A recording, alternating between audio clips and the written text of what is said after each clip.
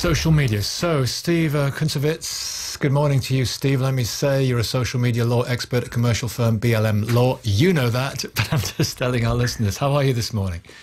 Good, thank you, Nicky. How are you? Very well. Lucy in Chelmsford too. Hi, Lucy. Hi, Nicky. I want to go to you first. We're talking about kids and social media, parents and social media, the social media companies, childhood being stolen, how bad this problem is, some appalling sites being passed around children, all that. What do you think, Lucy? Well, I do think it is appalling, and I told your researcher earlier, I was appalled last week when I discovered my sons are in Year 7 at school, that there was a whole Year 7 WhatsApp group, despite the school telling us that the children are not allowed on it. And I just feel that parents need to have the confidence and, courage to say to their children, no, you can't do it. You're not old enough. There are reasons, and explain the reasons and have that discussion. So how old's your son? Just remind us how old your son is for those who don't know. They're 11. 11 and a half, yeah. And what was on the WhatsApp? Yeah. What was on the WhatsApp group? It's just what the other mum showed me. It's just a general WhatsApp group with over 100 children on it, just for them to discuss anything they want to. They can't all possibly know each other. It gives them the ability to say things without having to see what reaction they're provoking in somebody else, so they can say things that they probably wouldn't say face to face.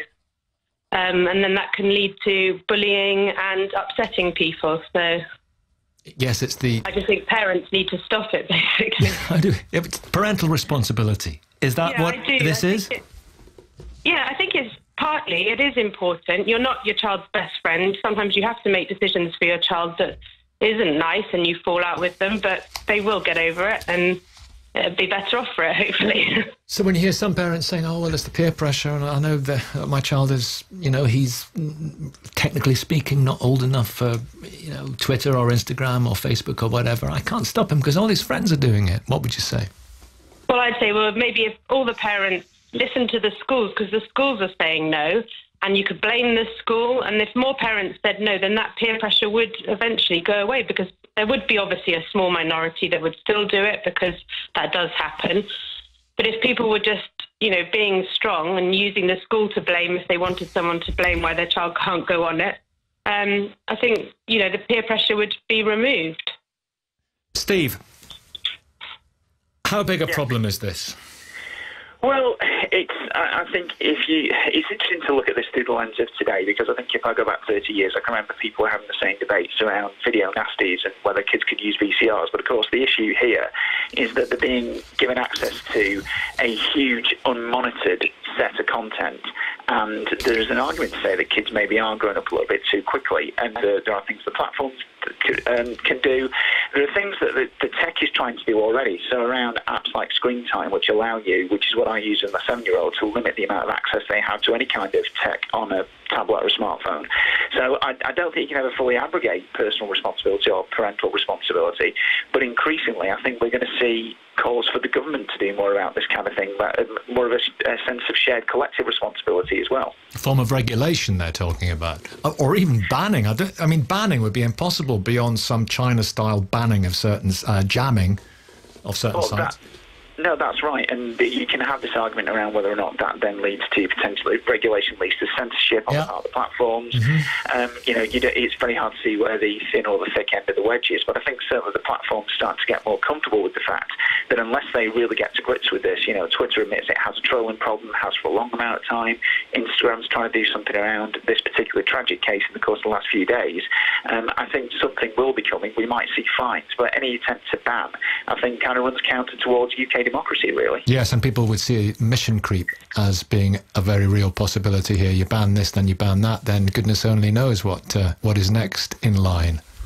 No, that's absolutely right. And as much as the platforms can take technical measures, they can change algorithms, they can work with outside groups to try and look for this kind of content to deal with the issue.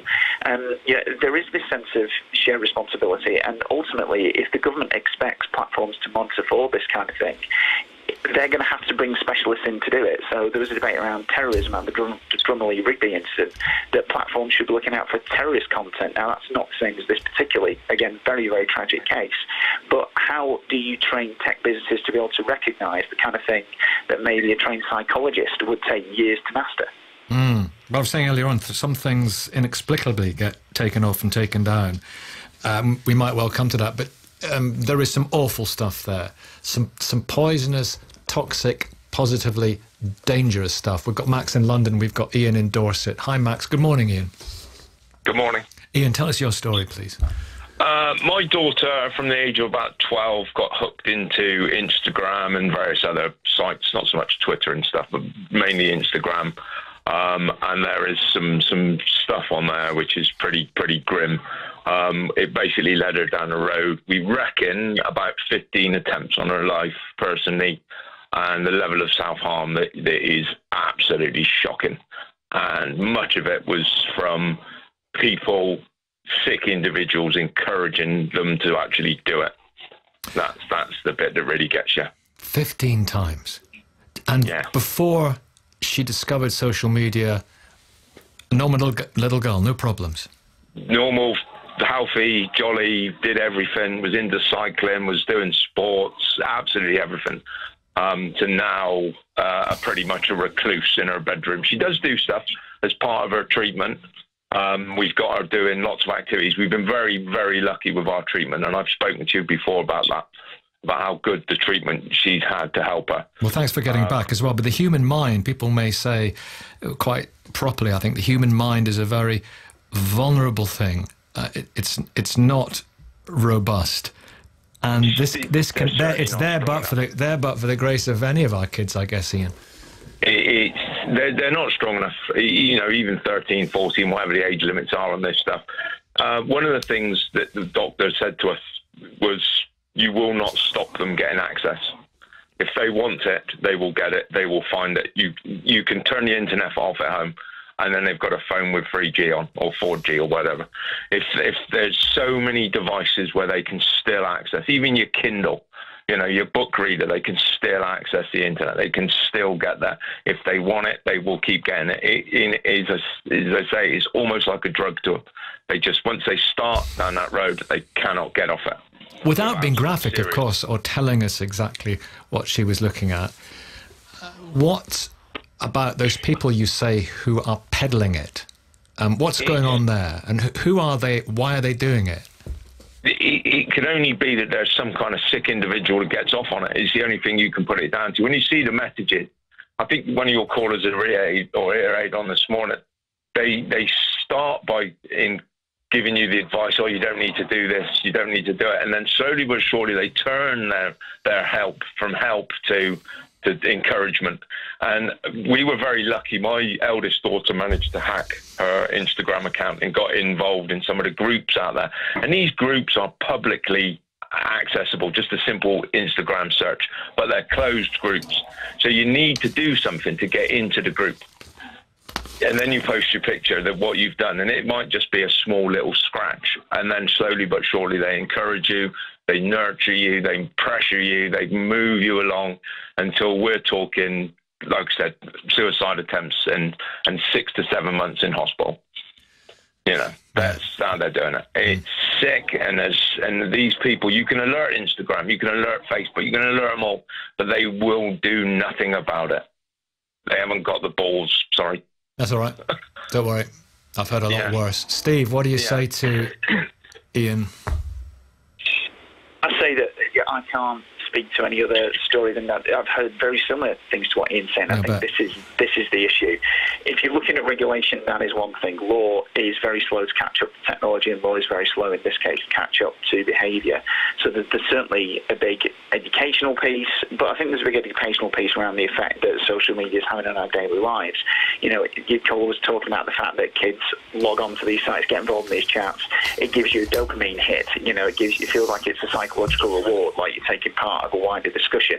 But unless you've got an ear to what's going on in that wider discussion, it's really, really difficult to know how toxic it potentially could be. So ultimately, people are going to use any kind of tool to do the wrong thing if they're that way inclined.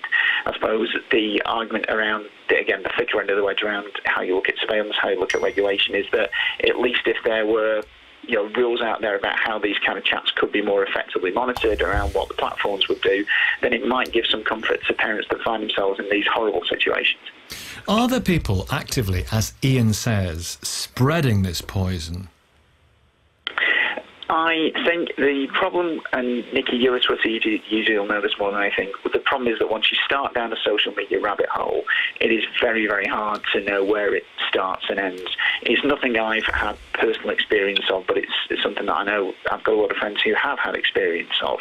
And unfortunately, as with any kind of communications medium that's very young, people are getting used to the idea that there are rules and regulations, there's law, there's criminal offences that deal with how you interact with people on the web.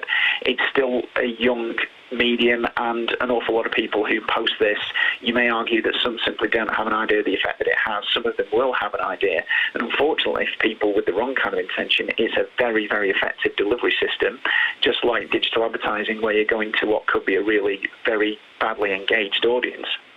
Can I just pop in there, please? Sure. One thing that we discovered doing group therapies and going along to learning lessons and stuff like that, my daughter was not alone in the fact of what she was seeing affected what she was doing. It's all the other parents that are on those groups will say the same, that Facebook and Instagram, it seems to be the worst one of them all, is not helping the situation. It is exacerbating it, is making it worse because it is not being regulated and controlled.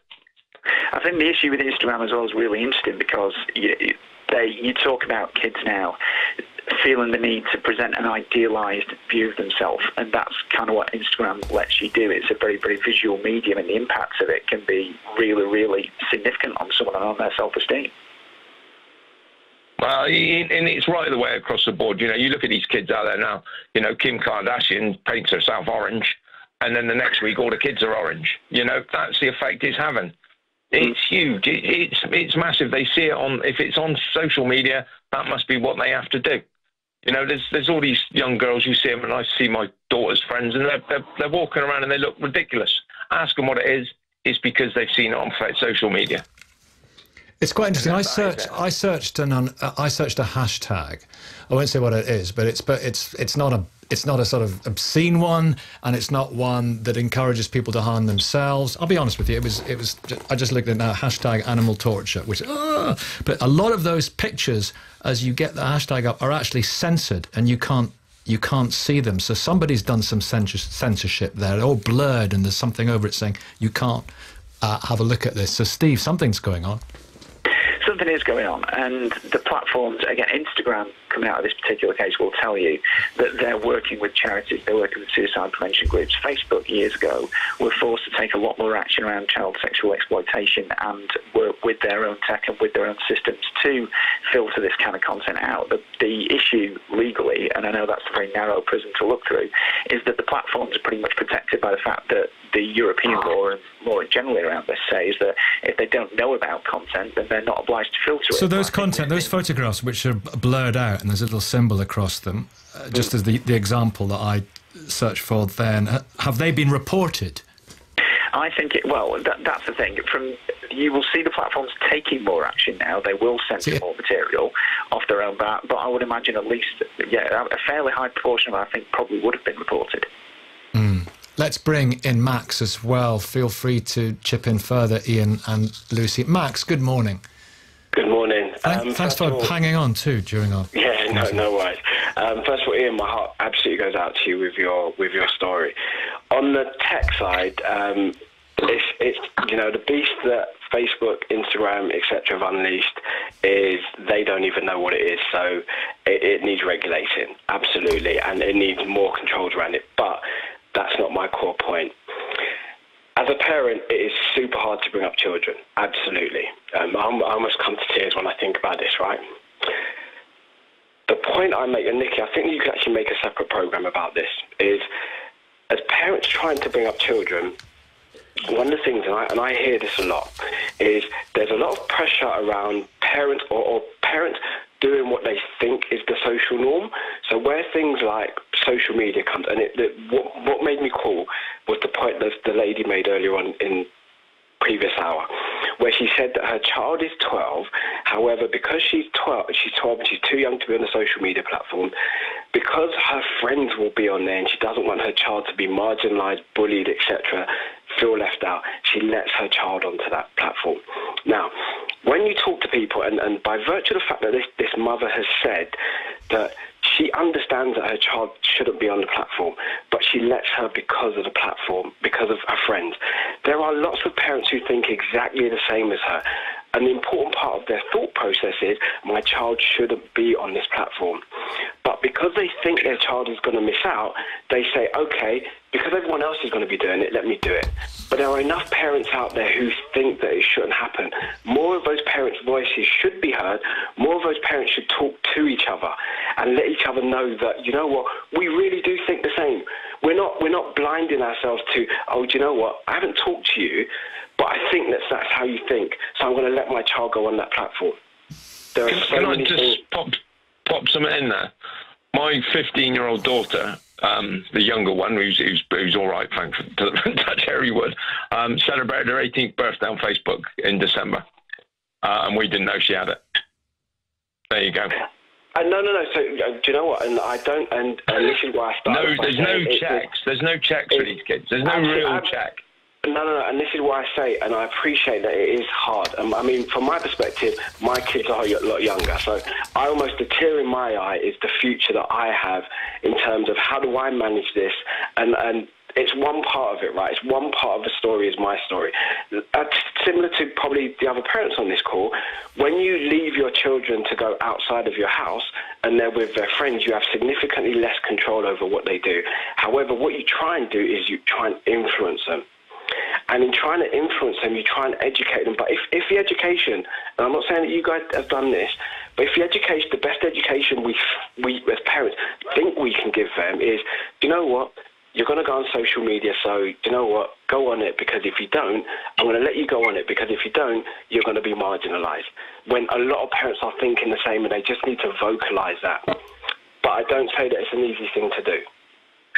You will find the access to this stuff is so easy and on so many platforms. You say you've got younger kids. Have they got a Switch? Have they got an Xbox or a PS4? You've got access to it. When they're in that bedroom on their own, bang, they're in. They're done. They're on it. And you won't even know they've done it. But let me go further on that point then. In my household, my children just about get to watch TV because I have, and you know, some people will say I'm a bit draconian with it. Kids will play, will do other stuff. There will come a point. I'm 100% sure. How old are your kids now? They're super young. They're 3 and 5. Well, so good luck. Good luck in 10 years. Yeah, good luck, my friend, because you've got a shock coming. No. This is my point that it is going to be hard to manage that. And to your point about the Xbox, the Switch, etc., and that will change over time. But and even to the point of you guys saying to me now, good luck, the change will come, etc., etc. It's even those perspectives that make it harder for parents who want to try and do what they believe is the right thing for their child. Because there is a societal thing that says, do you know what? They're going to get access to it anyway, so don't worry about it. Let me bring Lucy in here. I haven't heard from Lucy for a while, but there is a sense as well that the Pandora's box has been opened and there ain't no closing it again. Lucy? I'd just like to say to Matt, do hang in there and stay strong. I've got 2 11-year-old boys, and I'm quite draconian. We have a rule: no devices, no computers upstairs. The only television we have is in the sitting room. That's where the only gaming device is, and it's only ever on a Friday or a Saturday. And yeah, there was rolling eyes at the beginning, but we're stuck to those rules and they can't go online on it. And if you really stick to it, you can do it, and you can try to protect them a bit if it's possible. It becomes the new normal, doesn't it? Yeah, I think so. And they've sought out friends at secondary school who are similar to them. You know, no one's got, some of them have phones, some of them don't, but they haven't asked my children to go on WhatsApp or Instagram because they're all the kids that don't have it. So, you sort of seek out the people like yourself, I guess. How long can you hold out for? I think I can keep going quite a long time. We do other things with them. Yeah, but 14, 15, the parties kick in, the social gatherings. And that is different, isn't it? And that will be another bridge that I have to cross. But we spend a lot of time together as a family. We're quite open. We talk about stuff all the time. So I just have to hope that will stand me in good stead in the years to come. Steve, if you were the big bananas head honcho of one of these companies and you saw the government coming for you, massive fines, possibly a regulator, that's going to chill a lot of people who enjoy the free-range freedom of the internet, what would you do now? That's either a long pause for thought or we've lost Steve. Steve, you still with us? No, sorry, Nicky, I'm still here. No, if it were me, I'd be engaging with the government as openly and transparently and as effectively as possible, looking at what kind of tech they can put in place to deal with these kind of issues and engaging not just with the government but with engaging with parents, really getting to know what their concerns are. Have they done that thus far, or have they been rather lacking in that department? I think there's always been an opinion that Facebook take 2 steps forward and 4 steps back. I think there's always more to do. What kind of tech are you talking about? So this brings up an interesting point about censorship, because there's a suggestion from the Samaritans in the self-harm cases that what you could do is fix the algorithm so that when you go looking for self-harm or suicidal content, you're only delivered positive results based on your browser behaviour. And that's one way of doing it, but again, where that ends, I'm really not too sure. I think the biggest thing they can do is engage with interest groups, engage with families, engage with parents, and find out exactly what their concerns are and how they can best address them. Would they be worried about being fined?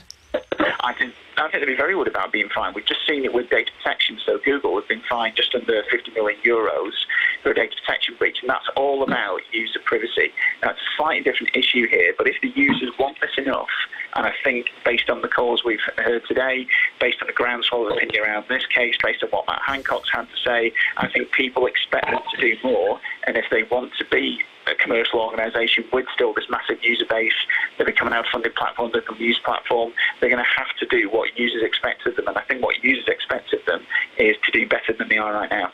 Unintended consequences, unintended problems, and the law left lagging behind, finally. That's it, isn't it? I think so. Like anything, law always struggles to keep pace with technology, law always struggles to keep pace with behaviour, but now that's the challenge it's got in its hands. Thank you all very much indeed. We're talking about kids. Can I just say one more thing? Sure you can. Yeah, sure. One last thing, it's very quick. These kids are bombarded with social media on absolutely everything they do, whether it's buy a chocolate bar, play a game, and I'm talking board games because we play them as a family. Everything has social media. Go to our website page, our Facebook page, our Instagram page, our Twitter page, WhatsApp page. Everything does it. They've got to calm that down and stop it being so in your face that you have to do it if you want to be part of society. And Radio 5, Radio 1, Radio 2, you're all the same. All you do is advertise social media all the time. It's the way that people communicate now, though, isn't it? But it's affecting these young people, isn't it? How is your daughter now? She's pretty cool. She's coming at the GCSE. She still has problems. But we as a family work well, and we work well with her. She's still in the mental health CAMS thing. So, yeah. If she lets me, I'll send you a photo of her arm, and just to show you what it does. If she lets me do it, I'll send you that. Okay, thanks. Cheers, Ian. Thank you so much for that. Really appreciate it. Thank you very much, Nicky. Cheers. Bye. Thank you to Lucy, and also to Max and Stevie.